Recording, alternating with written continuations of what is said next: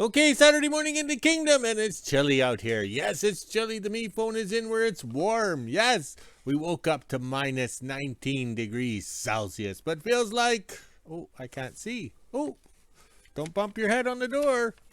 There. All right. Okay.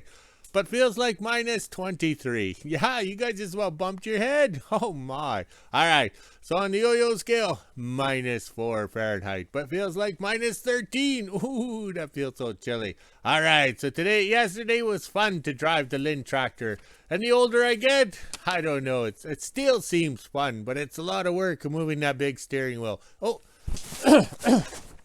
off to a slow start because we celebrated driving the Lynn tractor. But you got to remember, we're the only ones that take it out into the wilderness. Yes, wilderness Alaska, but in northern Manitoba. All the other people just drive around for the parades in the hot summer days and wave at the ladies. Well, we're out there waving at the foxes and the rabbits and the timber wolves, and no ptarmigans yet. No ptarmigans yet. It hasn't been cold enough for them to come down from the Arctic. Yes, all right, so let's back up.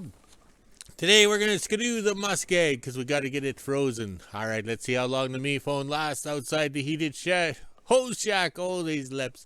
I hate doing these intros sober, or especially the morning after. Oh my, I'm hurting. All right, so we got no sun. We got some yard lights on, I can see, because it is darkness. Yes, darkness.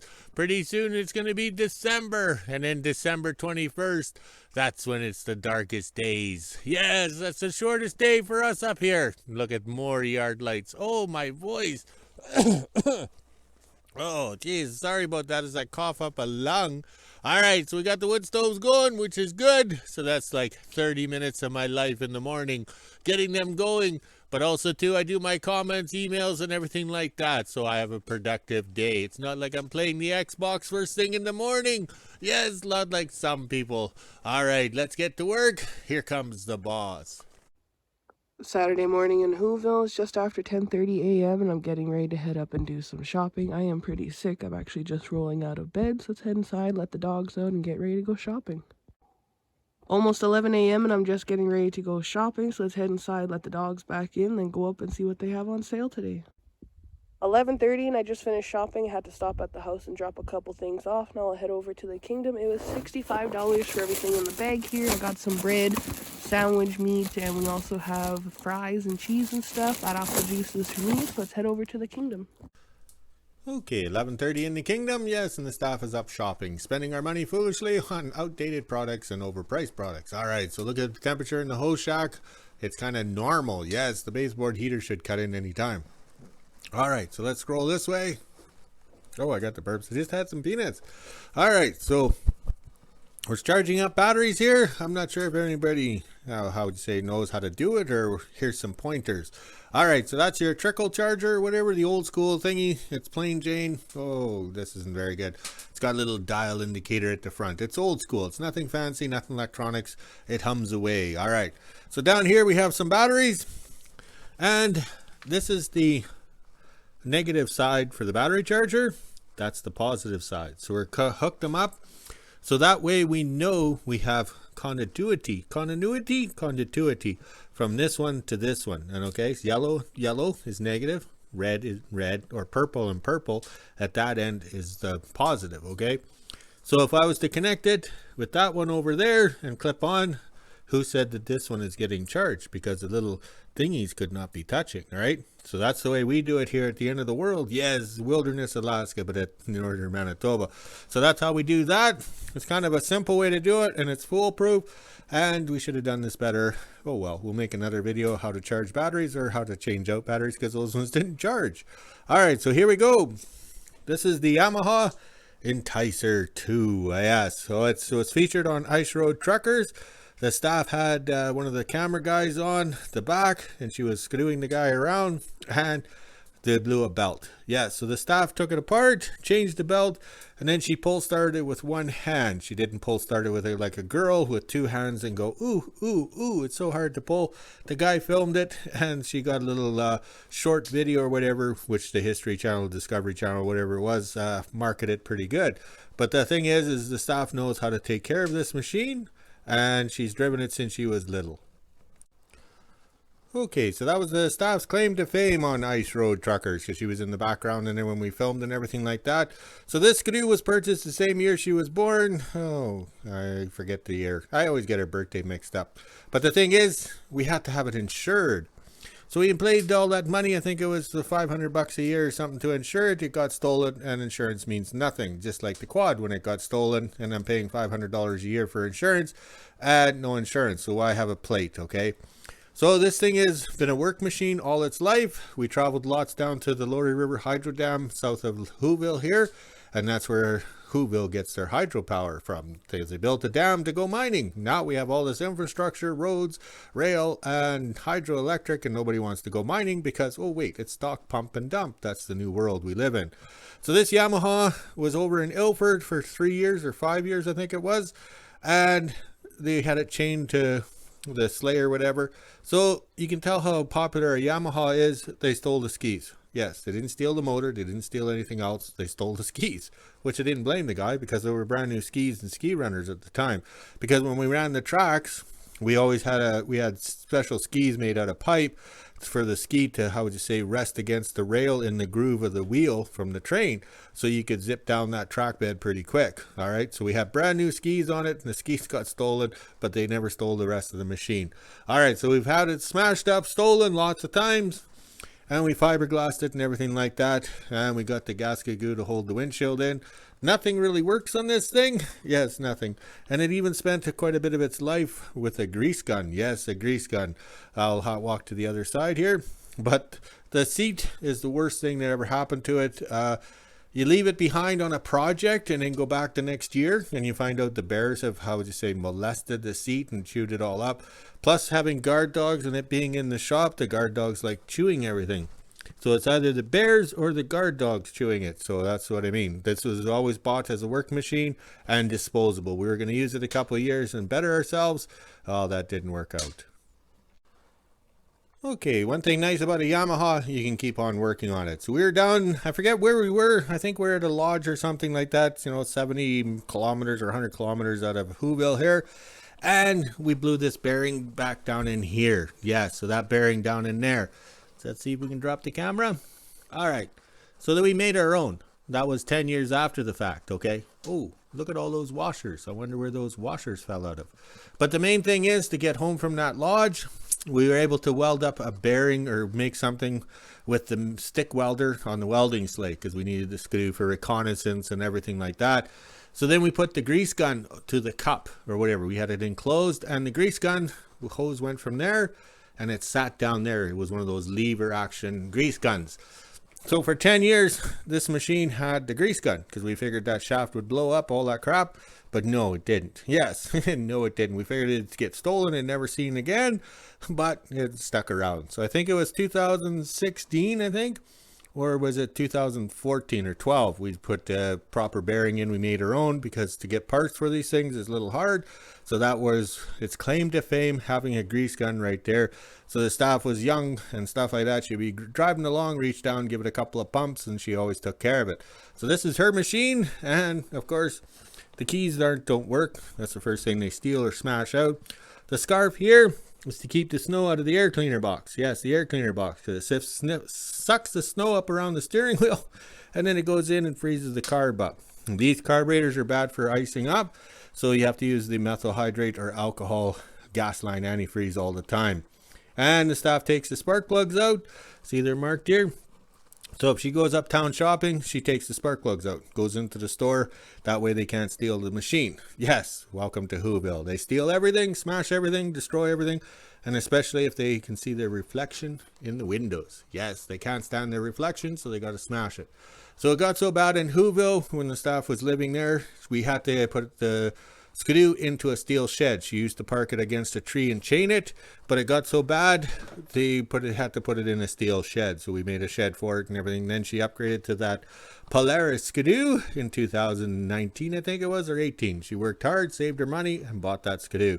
All right, so I'll give this thing a quick going over because we're going to Skidoo to the Muskeg today. Yes, to the Muskeg. We got to pack that Muskeg. Yes. And also, too, I got to figure out where those washers are. That's not good. What's the washers there? Where's the bolt? And what's the bolt holding that's going to fall off? And here we go. A quick refresher on the ladies here. in the hoe shack. They're probably complaining because it's chilly in here at 15 degrees Celsius. It's usually about 25, 30 for them. No wonder they're wearing no clothes. Also too, for the lovely ladies here, and why it's so chilly in the shop, or the hoe shack here, we tossed the wood in the stove this morning when we walked the dogs and did the morning intro, and the wood's not burning, so we had to put the fan on, yes, and put it at the wind speed of Saskatchewan, yes. Wow, wind speed number 1 out of 3, and the wood stove is actually putting out a little bit of heat, and Mr. Fan has actually kicked back in. Actually, I can't really figure out the amount of air movement this thing puts out, but it's more of a eye thing. You can see it. If it's not turning, that means the stove isn't hot or whatever. I'm gonna have to set up a camera in here so I can watch the stove like I do when I watch the dogs over in the hoe shack, and they like that heat being blown in by that fan. Yes, they like that. All right, let's go burn some lunch in the microwave. Almost 12 p.m. and I made to the kingdom and dropped off the food. Have to grab the jerry can so I can get some gas this afternoon. So let's head on back into WHO-ville and make lunch. 12 p.m. and I just made it back from the kingdom. Let's head inside, let the dogs out and make lunch. I think I'm gonna have bacon and eggs today. Almost 1 p.m. and I'm just finishing up lunch. This is the temperature we're sitting at right now. It's negative 16 degrees Celsius, which is 3 degrees Fahrenheit. We even had the feels like on the bottom. Now it's time to head inside, let the dogs back in. Then I'll go up and get some gas and head over to the kingdom. Just after 1 p.m. and I made to the kingdom after gassing up. There was no receipt, so this is the price. It was $124.78 for the 4 jerry cans, and I got 91 liters, and the price per liter is $1.36, which isn't bad. Now let's head down to the shop and see what we're doing today. In behind the house, and since I have the toboggan, we're going to load up all the broken pallets that were on top of the long trailer, and then we can bring them around to the shop. That way my dad can burn them. Sounds like Jack is up in the trees. Not sure if you heard that. Down by the shop now, and this will go directly into the shop. That way my dad can cut it down and burn it, and we'll be getting the Yamaha out so we can go over to the Muskeg and pack that down a little bit since it's kind of warm out here today. That time of year again, we are playing Where is Brad? Can you spot Waldo? This is the email that you contact when you find Brad. The free goodies will run from December 1st till Friday, December 6th, and that's when the draw will be. Sir Rodney down at West Trans will be doing the draw with Paul. Do you guys spot Brad? My neck warmer won't stay down. Sorry about that. This is the email. Kind of pan around looking for Brad. I don't see Brad, do you?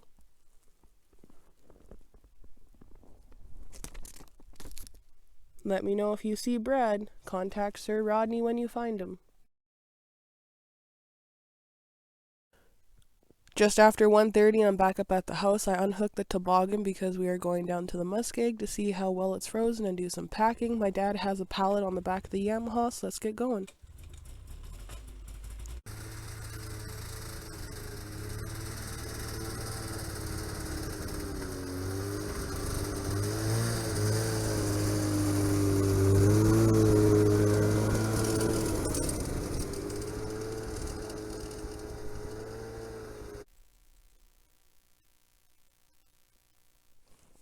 Well, he didn't make it very far. He has a pallet on the back and he's trying to clear this little area and get it nice and packed because the dogs keep running down here, and it looks like he got a little stuck. So hopefully he can get out. If not, we might have to go get the Mini to pull him out.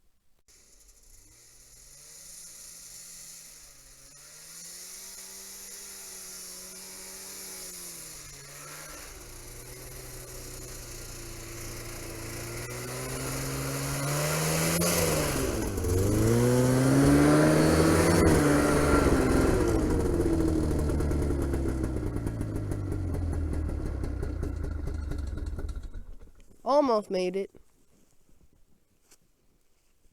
This is all unpacked snow too, as you can see from how much snow is on top. We haven't come down the hill here.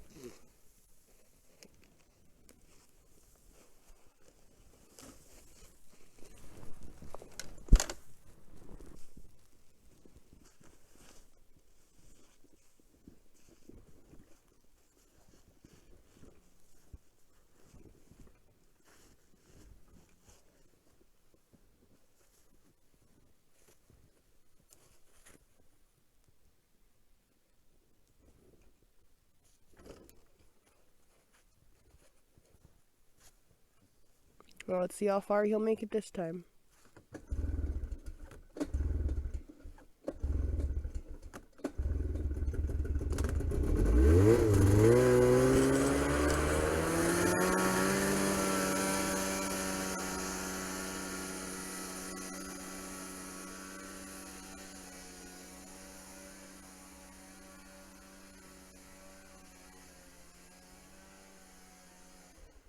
Didn't sound like he made it very far. Now we'll go around the corner and go see what he's doing. Just around the corner, it looks like my dad unhooked a little pallet drag, so we're going to leave it here and then we'll head across the Muskeg and start packing that down.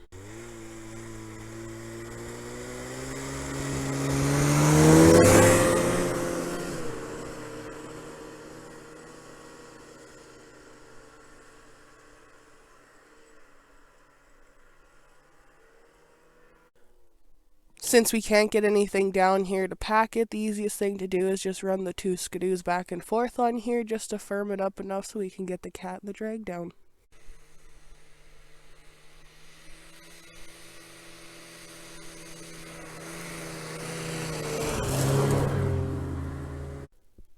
Just after 2 p.m. and the Muskeg's looking nice and smooth. We went back and forth about 20 times. Now my dad's going to go over it with the pallet drag and smooth it out a little bit more. This is just so we get a base going and then we can come down with the cat and the drag and clean it up again.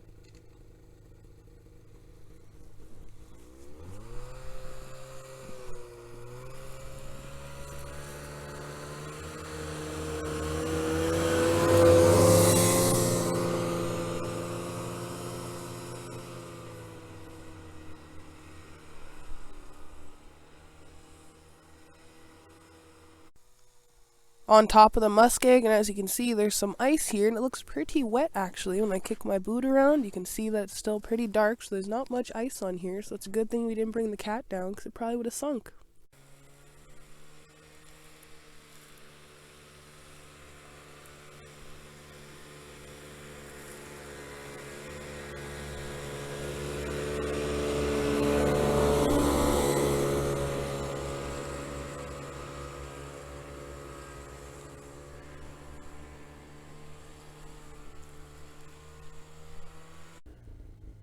We are officially done. It's nice and smoothed out now. I will hook up to the pallet drag and bring it back up to the Kingdom because my dad was having a hard time, so I'll turn myself around and hook up to the pallet drag and then we'll go back to the Kingdom.